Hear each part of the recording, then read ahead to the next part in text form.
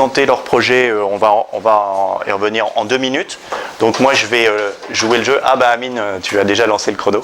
Donc j'ai plus tout à fait 2 minutes. Karim présentera un peu les partenaires tout à l'heure. Non, c'est le mauvais ordi. Donc voilà, donc Jean-Luc Vingère.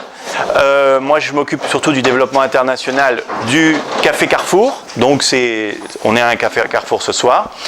Il y a aussi un Carrefour des possibles, il y en a déjà eu un, ça a été rappelé.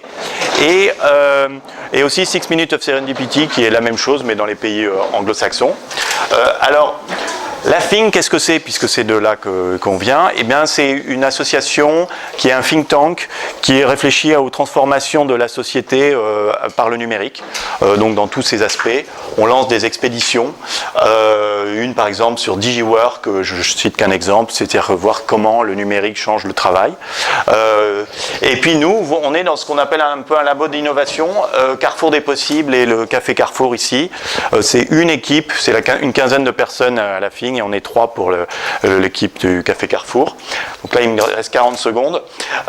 Pour vous dire qu'en gros, le Carrefour des possibles, ce qui est intéressant, c'est de détecter des projets innovants, mais avec des usages innovants.